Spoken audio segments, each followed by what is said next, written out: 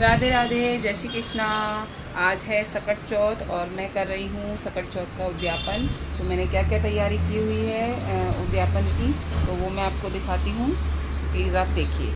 ये देखिए, ये देने का जो एक को देते हैं सारा सामान, वो है ये पूरे 5 कपड़े लगाए हुए हैं मैंने, और ये पैंट शर्ट और ये कंबल और ये पूरा सुहाग का सामान, जिसमें एक नाक का कांटा भी है ये, और ये 6 बिछिए हैं जो कि हम लोग 6 ही पहनते हैं, और ये हम लोग लाख का चूड़ा पहनते हैं, तो ये लाख का चूड़ा है। बाकी ये सब सुहाग का सामान है, ये सब चीज़ें, ये सारा कुछ इसमें है ये, और ये सब, और बाकी सब औरतों को ये साड़ी है और ये सब चीज़ें लगा के उनको दी जाएंगी। और ऐसे ही 14 साड़ियाँ हैं सारी। तो ऐसे ही सब साड़ियों पर ये सब लगा हुआ है, ये सब साड़ियाँ हैं पैकेट बने हुए, और 1-2 ही साड़ी मैंने खोल के दिखाई हैं। बाकी का ये सब एक जन को देने का सामान है, जिसमें जोड़े से है सारा सामान, और ये सबको सिंगल साड़ियाँ और साथ में दक्षिणा।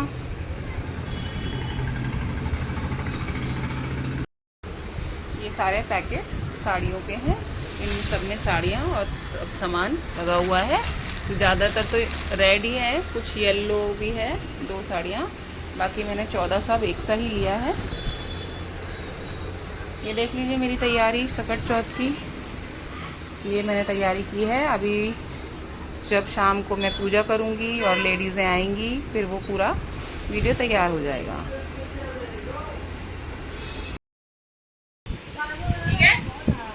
नहीं लगा, नहीं लगा।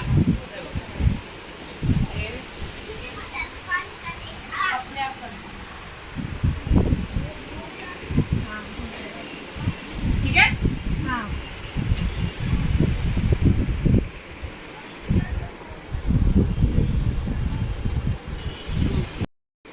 इससे भी रख देना, इससे वही तो नहीं हो रही है। माघ कृष्ण गणेश चतुर्थी व्रत कथा। ऋषि शर्मा ब्राह्मण की कथा। पार्वती जी ने पूछा, हे पुत्र, माघ के महीने में किस गणेश की पूजा करनी चाहिए? उस दिन पूजन में किस चीज का भोग लगाना चाहिए और किस प्रकार का आहार लेना चाहिए? इसे विस्तार पूर्वक बतलाने का अनुग्रह कर। गणेश जी ने उत्तर दिया, हे माता, माघ मास में भालचंद्र नाम के गणेश जी की पूजा करनी चाहिए। हे माते, इस दिन तिल के 10 लड्डू बनावे, 5 लड्डू देवता को अर्पित करें और बाकी बचे 5 लड्डू ब्राह्मण को दान कर दें। साथ ही ब्राह्मण को श्रद्धा पूर्वक पूजा करें और उन्हें दक्षिणा दें। इसके बाद स्वयं भी तिल के 10 लड्डुओं का भोजन करें। इसके बारे में मैं आपको राजा हरिश्चंद्र की कथा सुनाऊंगी। सतयुग में हरिश्चंद्र नाम के एक यशस्वी राजा हुए थे। वे क्षत्रिय धर्म में चतुर, सज्जन स्वभाव, सत्यवक्ता और विद्वान ब्राह्मण के आराधक थे। हे देवी, उनके राज्य में अधर्म का नाम तक नहीं था तथा कोई भी व्यक्ति गरीब, लूला, लंगड़ा अथवा दुखी ना था। सभी व्यक्ति रोग रहित एवं चिरायु होते थे। उनके राज्य में ऋषि शर्मा नाम के एक तपस्वी ब्राह्मण रहते थे। एक पुत्र को प्राप्त करने के पश्चात उनका स्वर्गवास हो गया। पुत्र का पालन पोषण उनकी धर्मपत्नी करने लगी। भिक्षा मांगकर वे विधवा ब्राह्मणी पुत्र का भरण पोषण करती थी। उस ब्राह्मणी ने माघ महीने की संकटा चतुर्थी का व्रत किया। वह सदैव गोबर से गणपति जी की मूर्ति बनाकर उनका पूजन किया करती थी। हे माते, भिक्षा मांगकर ही उसने तिल के 10 लड्डू बनाए। इसी के मध्य उसका पुत्र गणेश जी की प्रतिमा अपने गले में बांधकर कहीं खेलने चला गया। तब एक चांडाल कुमार ने उस ब्राह्मणी के 5 साल के बालक को जबरदस्ती पकड़कर अपने आवा में बैठाकर, जिसमें वो पकाते हैं मटके, बैठाकर उस आवे को बंद कर दिया और मिट्टी के बर्तनों को पकाने हेतु उसमें अग्नि दे दी। बच्चे की माता जब अपने बालक को ढूंढने लगी, तब उसके ना मिलने पर वह बहुत दुखी हुई।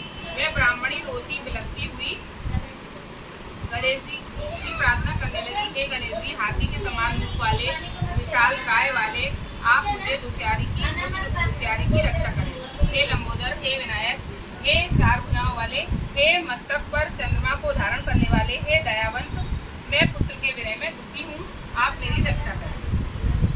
इस तरह वह ब्राह्मणी आधी रात तक रोती बिलखती रही। सुबह हो जाने पर कुम्हार अपने पके हुए बर्तनों को देखने के लिए आया। जब उसने आवा खोला, खोलकर देखा तो उसमें जांग के बराबर पानी भरा हुआ था, इकट्ठा हुआ पाया और पानी में बैठे एक बालक को खेलते हुए देखा। इस आश्चर्यजनक घटना को देखकर वे आश्चर्यचकित हो गया और डर के मारे कांपने लगा। इस अद्भुत घटना की खबर उसने राज दरबार में आकर की और उसने अपने द्वारा किए गए दुष्कर्म को भी राज्य सभा में बता दिया। कुमार ने कहा कि हे महाराज हरिश्चंद्र, मैं अपने बुरे कार्य के लिए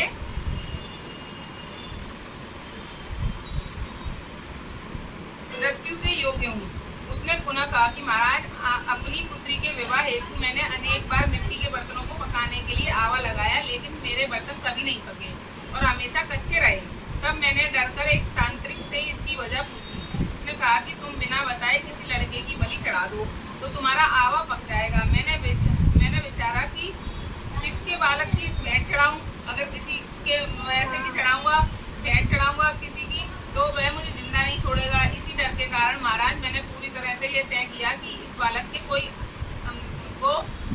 कोई आवे में बैठाकर अग्नि में लगा देता हूँ। मैंने अपनी पत्नी से सलाह की कि ऋषि शर्मा ब्राह्मण का स्वर्गवास हो गया है, उसकी विधवा पत्नी भिक्षा से अपना पेट भरती है, वे इस बालक का क्या करेगी। मैं अगर इसके बालक की भेंट चढ़ा भी दूँ तो मेरा आवा पक जाएगा।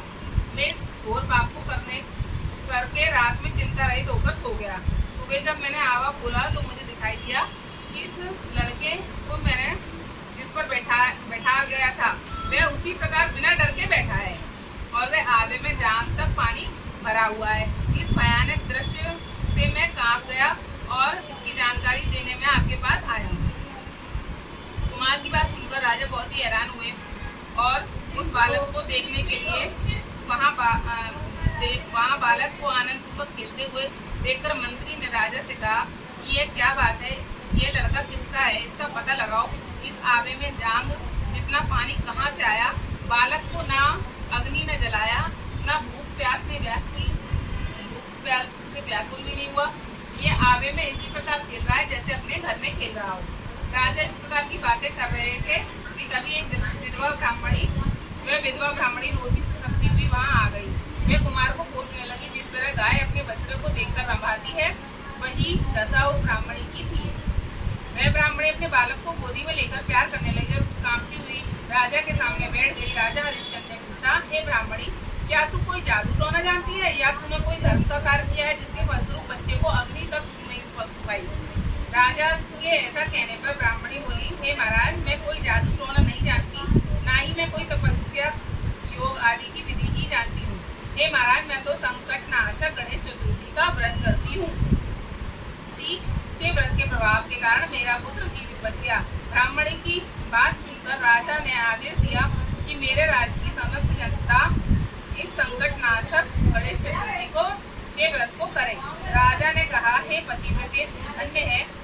उस दिन से नगर के सभी लोग प्रत्येक मास के गणेश चतुर्थी का व्रत करने लगे। श्री कृष्ण जी ने कहा, हे युधिष्ठिर, आप भी इस उत्तम व्रत को कीजिए। इस व्रत के करने से आप राज्य को प्राप्त करेंगे तथा आपकी सभी इच्छाएं पूर्ण होंगी। भगवान श्री कृष्ण के वचनों को सुनकर युधिष्ठिर बहुत प्रसन्न हुए और माघ कृष्ण चतुर्थी का व्रत करके निर्विघ्न राज का सुख भोगने लगे। जय हो गणेश जी महाराज की जय। ये बाप का कॉल लग। अच्छा, और अभी से देना है आपको। इसी से देना है। ऐसे कैसा? ऐसे हाथ में लेके हाँ, ऐसे तो ये बह जाए। हाँ। अच्छा, अब दूसरी कहानी, गणेश जी की कहानी सुनो। हाँ। एक गणेश जी थे, वो चुटकी में चावल लेके घूम रहे थे और चम्मच में दूध लेके घूम रहे थे। मेरी कोई खीर बना दो, मेरी कोई खीर बना दो। तो सब बोले कि ये देखो, इतेक से की कोई खीर बनतेगा, इतेक से खीर ना बनती। तो एक बुढ़िया माई बोली कि लाओ गणेश जी मैं बना दूंगी। तो बोले ठीक है, बना तो दोगी, लेकिन बड़े से बर्तन में बनाना, और जब बन जाए तो घंटी बजा के मुझे बुला लेना। ठीक है।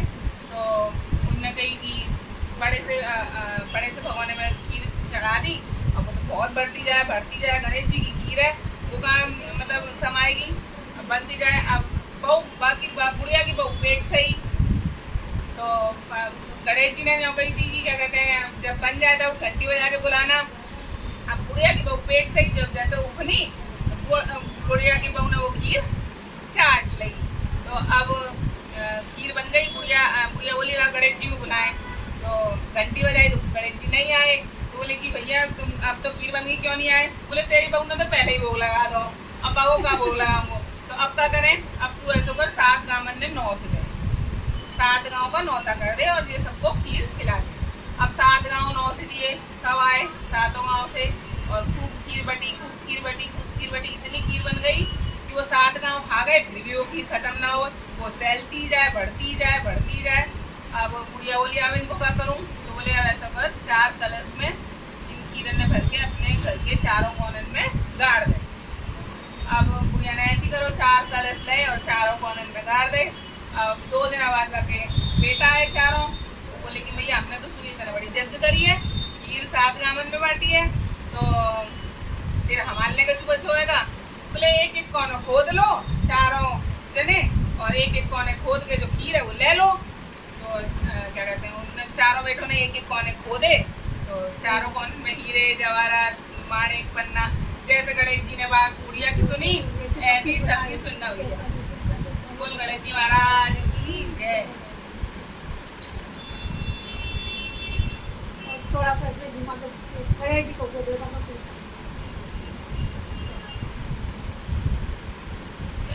9:17 का टाइम मुंबई का। बस हो गया, तो साड़ी रख ले उसके ऊपर। ये इधर रख लो जब तक। हाँ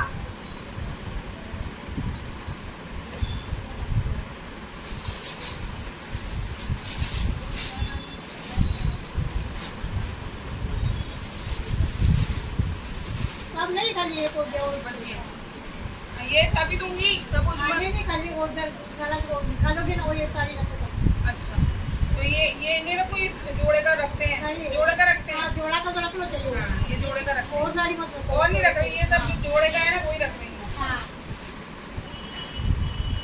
थाली ये साड़ी रख दो। है, थाली ला एक बड़ी थाली। हो गया क्या?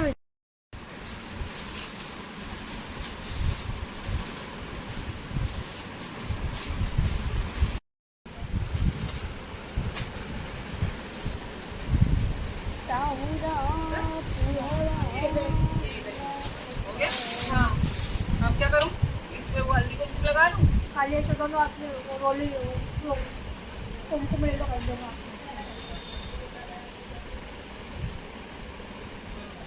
ऐसे छोड़ दो। बस ऐसा। हाँ वैसा चुनरी का पल्ला इस तरह, फिर ये सब साफ और बना दो।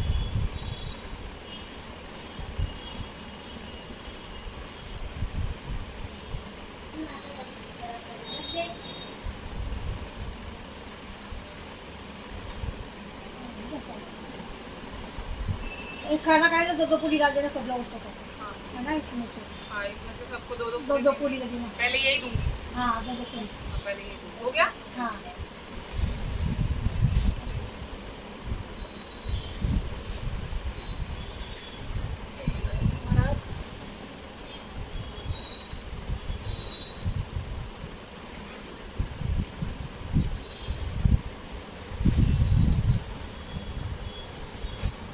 अब देखिए हम तैयार होके खड़े हैं, लेकिन अभी चंद्रमा नहीं आया है, और पूजा हो गई है हमारी, और खाने की तैयारी पूरी हो गई है।